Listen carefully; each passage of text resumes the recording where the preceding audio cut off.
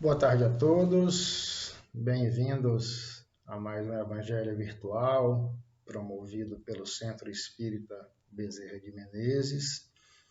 Para aqueles que estão chegando pela primeira vez, eu vou fazer um pequeno esclarecimento do que vem a ser o Evangelho no Lar. O Evangelho é uma forma de higienização, de asepsia espiritual, que é promovida na nossa casa, e isso se expande para a nossa cidade, para o universo, haja vista que está tudo interligado.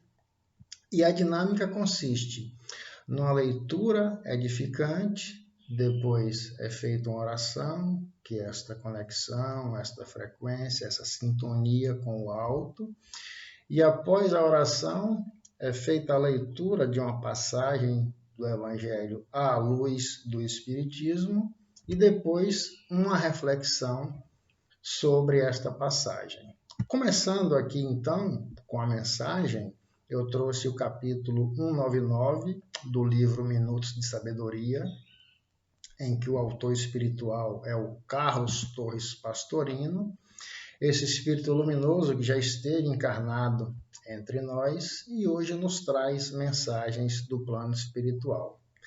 E esta mensagem dele é: desperte para as verdades superiores.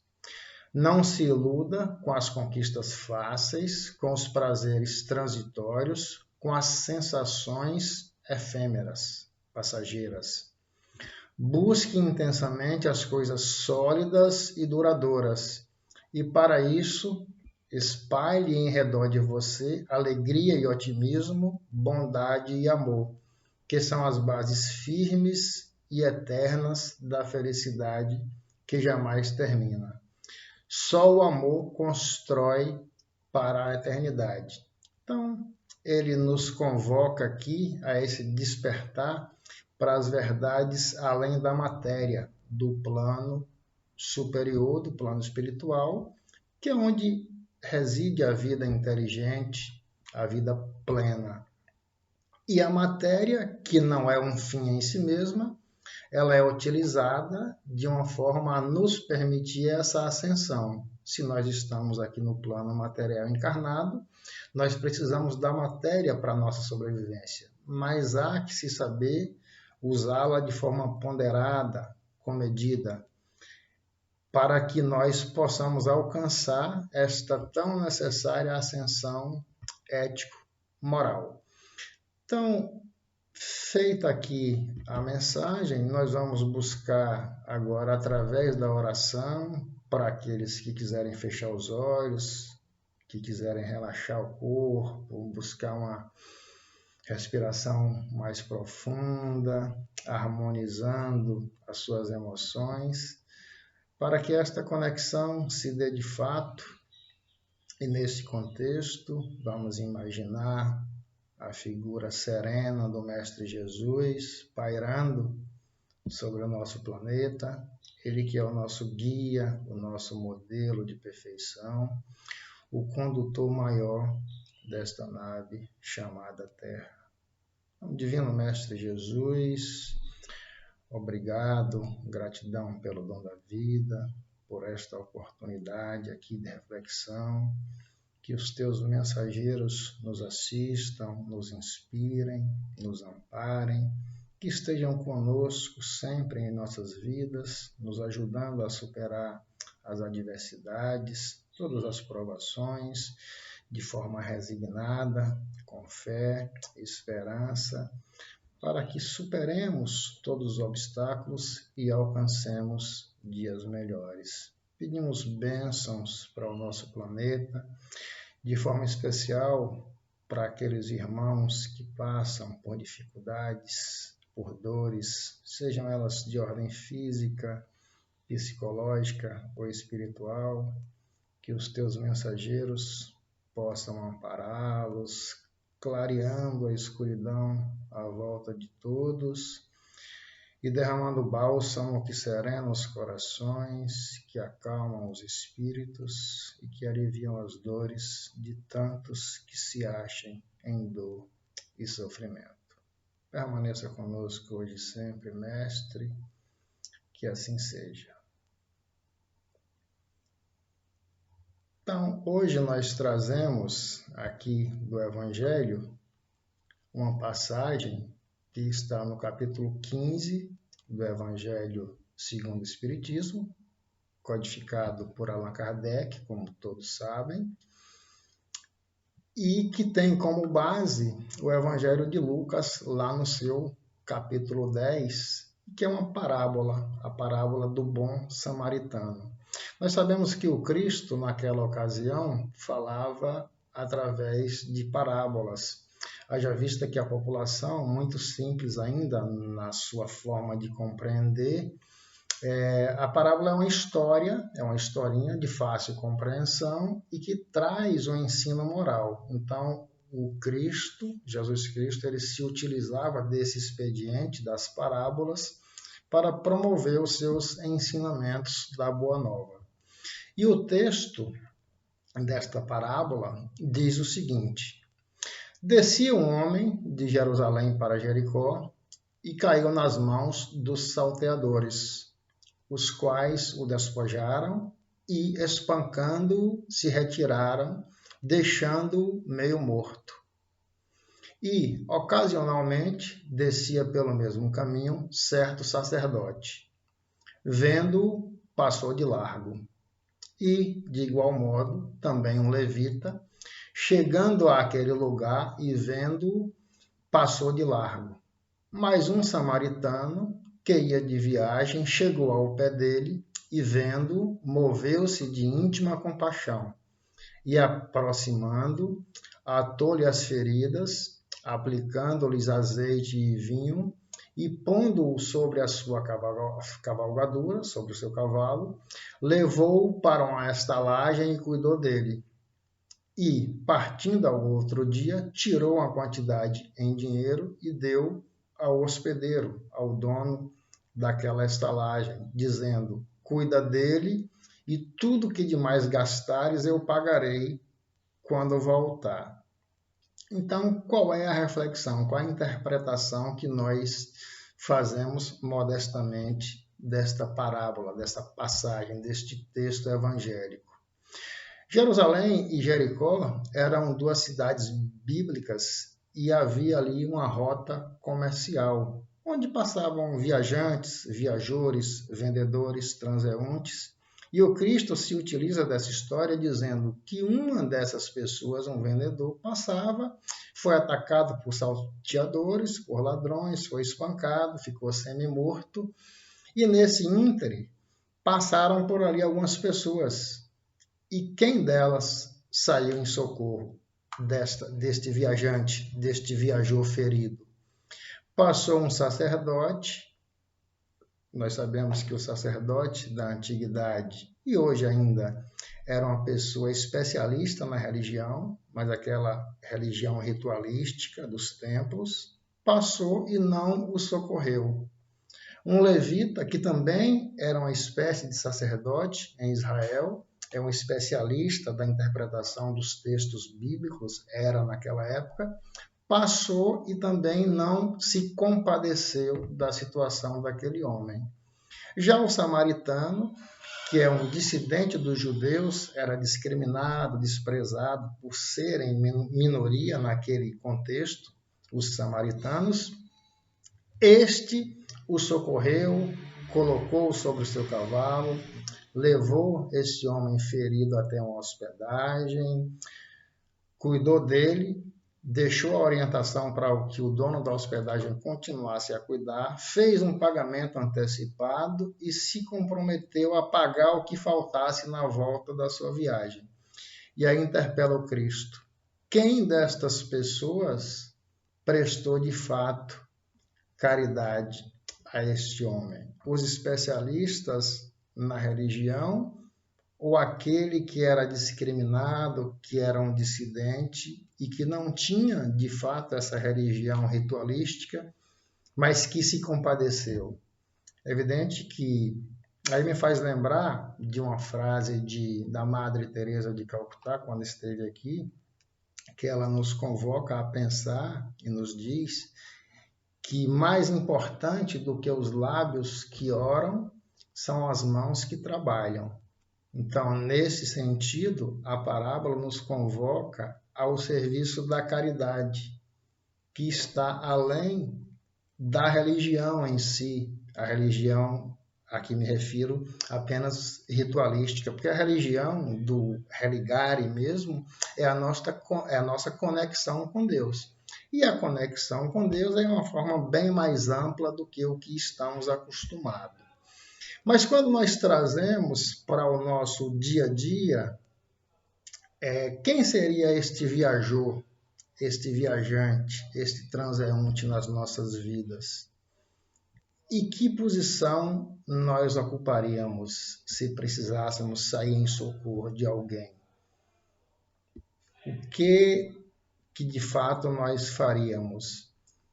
E aí é uma reflexão interessante, porque nós vivemos um momento de pandemia que certamente é o momento mais difícil pela qual a nossa geração está passando.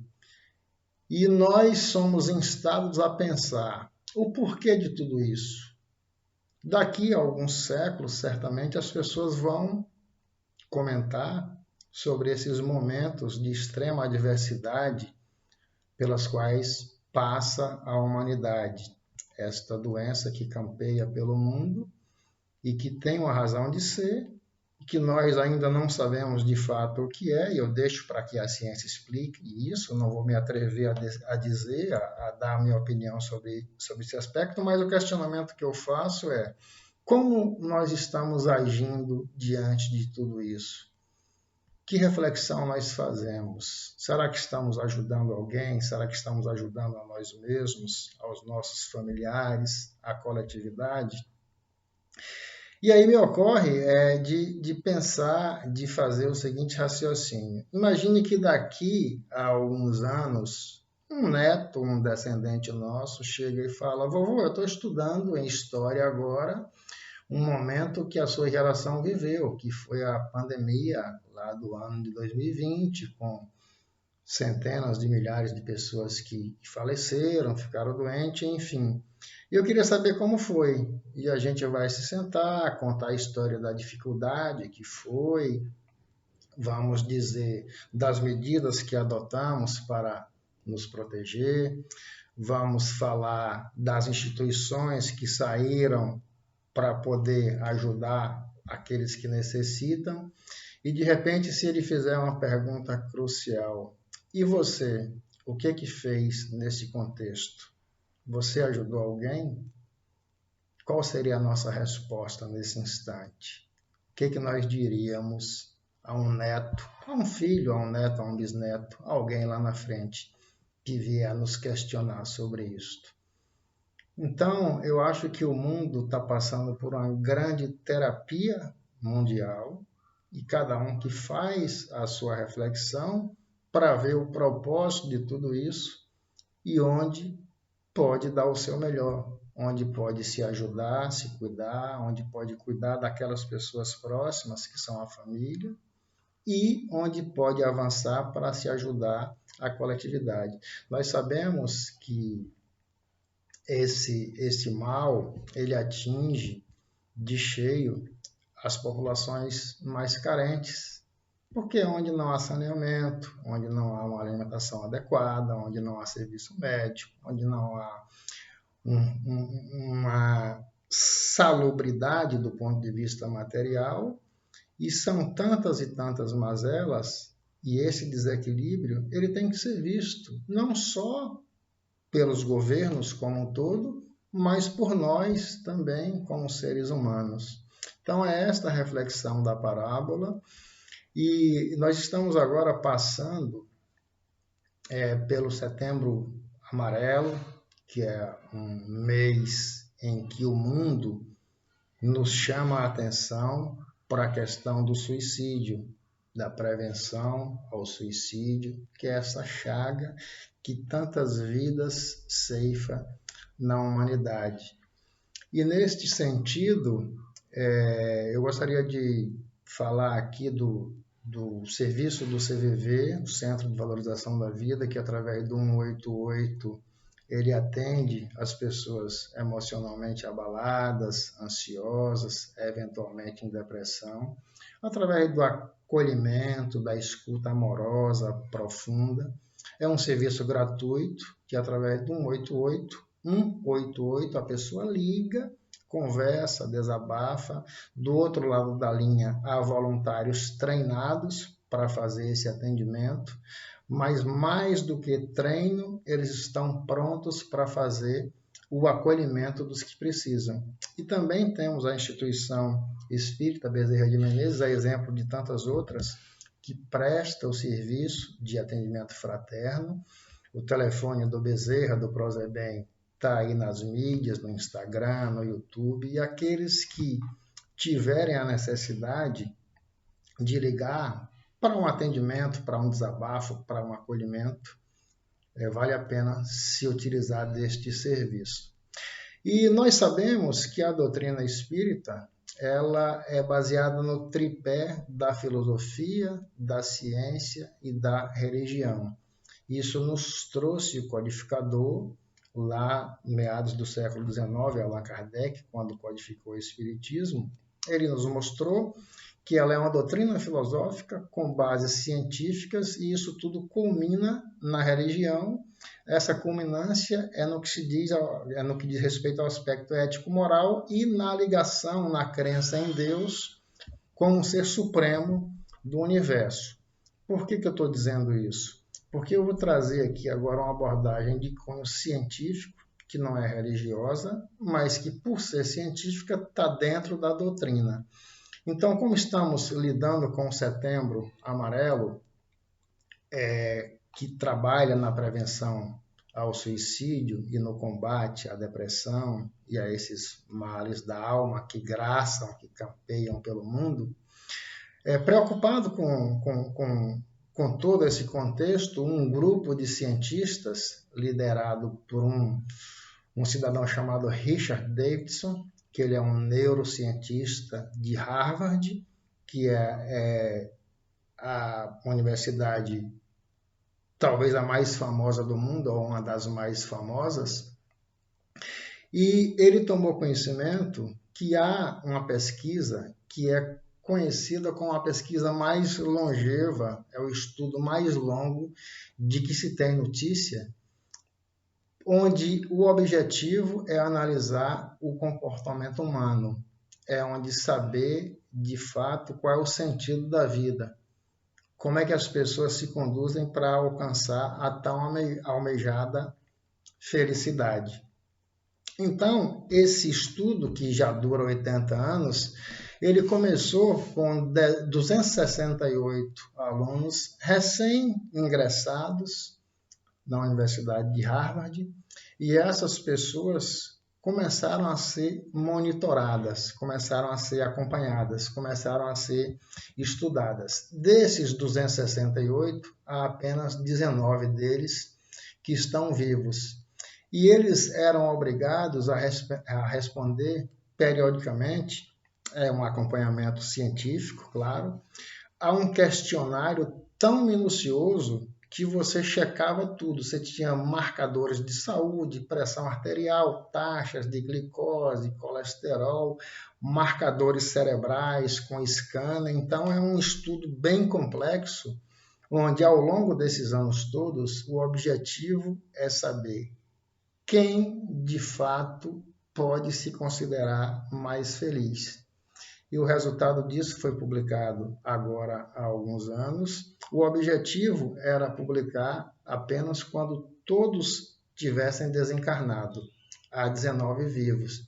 Mas diante desse problema que o mundo encara, que é a depressão, esses cientistas influentes de Harvard convenceram esses 19 sobreviventes a divulgarem esse estudo e eles concordaram.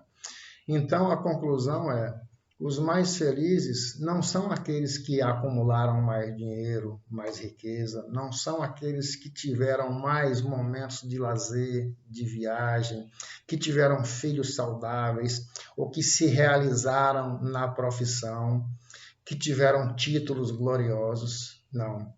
Os mais felizes são aqueles que caminharam na direção do acolhimento do outro, que agiram com compaixão, com fraternidade.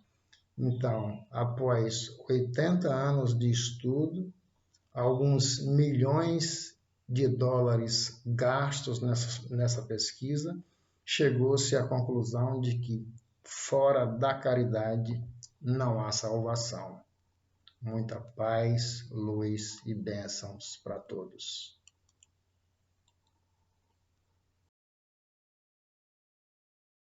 Olá, sou Valdeci, secretária do Prosebem. Eu e meus colegas Diego e Alexandre estamos aqui de segunda a sábado para venda de livros e receber doações. Olá, eu sou Diego, também sou um dos funcionários aqui da casa e quero aproveitar a oportunidade para sugerir a leitura de um livro para vocês, que é esse livro aqui de André Luiz, Psicografia de Chico Xavier, Ação e Reação.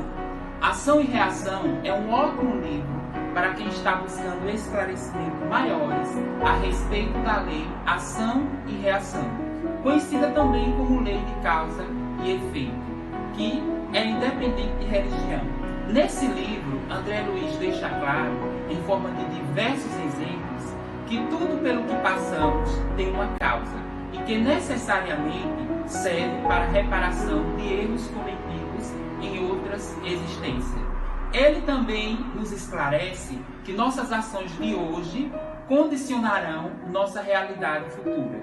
Então, é um livro ótimo, eu li, gostei e deixo essa sugestão para vocês.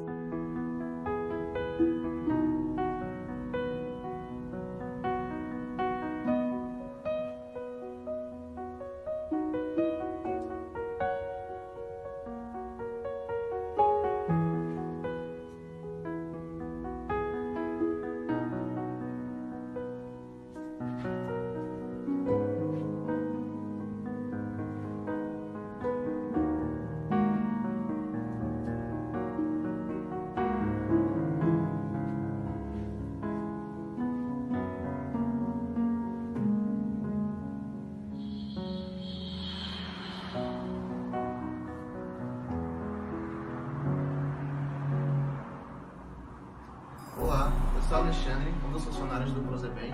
Temos uma grande variedade de livros esperando por vocês. Venham conferir.